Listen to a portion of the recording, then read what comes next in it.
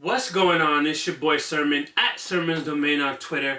4 years ago, No Malice released his first solo album titled Hear Ye Him. And it wasn't as well received as his brother's solo work. Looking back, the music is good, and it even sounds better than it did in 2013. At the same time, though, you can tell that No Malice was really trying to find himself. It's not easy to switch up your entire life and your rap career in the process. So I know there had to have been some kind of adjustment that came with that. So he took the time to really find the lane that he needed to carve, and it shows on his sophomore album, Let the Dead Bury the Dead. The timing of this music couldn't have been more perfect. In 2013, I feel like a lot of people might have been turned off by the idea of No Malice turning his life over to God because they felt like maybe he was going to make like Jesus music, which is far from the case. Yes, there's like Bible references, but it's not like he's trying to convert you. He's not sitting here preaching at you, you need to be this, you need to believe in that. No, but he does throw in references here and there. No Malice is a rapper who is Christian, not a Christian rapper. Big difference. With this album, he gets into a lot of different topics. One being, self-reflective, looking back on his life prior to turning over to God, and kind of looking at his actions and decisions. He's talking about stuff that's going on in the world today. So it's a very relevant album. Now let me hop into my favorite songs, starting off with Fake News. So leading up to this album, I pretty much played the singles like every day. You have Fake News and So Woke, as well as Jesus Christ that was released over a year ago. And these three songs were like in rotation every single day. I would listen to and I'm just like amazed. And I think that has also influenced when I first listened to the project. Let the Dead Bury the Dead, in my opinion, the singles might be the best songs. But again, that might just be the familiarity talking. I do believe Fake News is one of No Malice's best solo songs. I think if anybody were to say that he lost it or he can't rap or create anything that rivals what he was doing when he was a member of the Clips, I would go and show them this record. This song right here is really top tier No Malice. Like, there's been times where you can argue that his pen game has been better, but this is like still elite.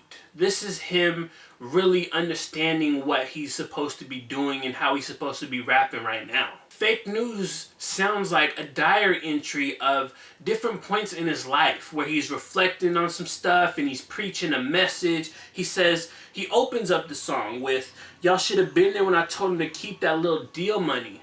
It's a bold way to start simply because his reasoning was when he said it, when he told the label, keep that little deal money, he was already broke. This isn't like when I was first listening to it, I thought that maybe this was like him hinting out, like trying to restructure the deal with Clips, but he says when they were broke, and I'm pretty sure that would have been before Lord Willing, long before Lord Willing. From there, he kind of explains his actions in a sense of why he turned his life over to God. There's a lot more issues going on in the world, and rapping about his drug dealing past just isn't one of them. It's not productive for what we're going through in this world. My other favorite record is called Skycrack. No Malice has made me do something that no other rapper's ever made me done before. That is look up some Bible references. So there's a line where he says, "My brother Push was my only buddy. I want to join him now, but the cross bloody."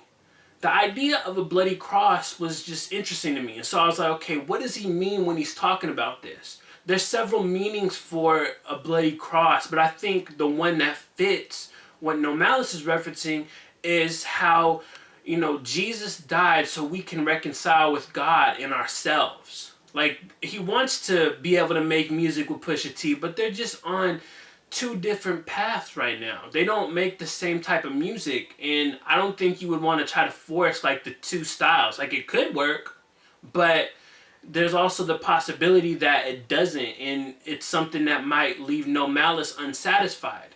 I also like the emotion that he put behind the line. When you hear it, you can tell that he says it in a unique way. It's not just another line that's delivered in the song. No, he puts like an emphasis on it. So I thought that was something that really stood out, and another reason why I like this song a lot. Now I have to highlight two honorable mentions. You can probably guess which ones they are. So Woke and Jesus Christ. I really love the singles, and I can't stress that enough. If you're on the fence about listening to this project, give the singles a spin, and you'll see that this is well worth the listen. Normally this would be the part where I talk about a critical moment or share my least favorite songs, but I didn't have any. I felt like with 10 songs, No Malice really went for quality over quantity. There's not a song on here that I wasn't enjoying at some point. There's nothing on here that I'm like, you probably should have took this off. Now, do I want more out of this project? I would say no. Sometimes I'm like, okay, I really want more songs, but I think that No Malice really knew what he was doing in making this 10 songs. You could always say, I want more, but as far as Let the Dead Bury the Dead, I don't think I want any more. Would I want some guest features? It depends. Obviously, it just depends on who it is and if it would be good. And judging by the fact that No Malice is someone who doesn't work with a lot of people, I really wasn't expecting any features. I mean, of course, on any day of the week, I would love to see him alongside Pusha T again. But if it doesn't really fit, if it's not gonna work, then you can keep it. So I didn't really have anything to complain about in regards to this album. I shouldn't say complain, I should say, criticize. I didn't have anything that was worth doing so. Let the Dead Bury the Dead shows you that No Malice hasn't lost it. He's clearly found the path that he's supposed to be on now. He struggled a little bit with his debut album, but his sophomore album is exactly what he needs to be doing as an artist. It fits into what's going on in 2017. I mean, we're dealing with racist individuals, Nazis, Donald Trump's incompetence, and so many other things going around that No Malice references and talks about on this project. So it fits in with T.I. and Chance the Rapper, Kendrick Lamar, all these other rappers that are talking about similar issues. No Malice gives you gems on this album while sprinkling in just a little bit of religion. I never felt like he was overdoing it. As I mentioned earlier, he's not someone who's trying to convert you to become a Christian. He just throws in, like the bloody cross. I think it might be a little early, but Let the Dead Bury the Dead could wind up being one of the top 10 albums for me of 2017. I know one thing for sure, though, is this album, Let the Dead Bury the Dead, won't be leaving rotation anytime soon. So those are my thoughts on No Malice's sophomore album, Let the Dead Bury the Dead. After you listen to this album, let me know what you thought about it in the comment section below. And then like the video, subscribe to the channel if you're not already, share the video. Follow me on Twitter @SermonsDomain, and as always, thank you for your time. I appreciate you for watching, and until next time, peace.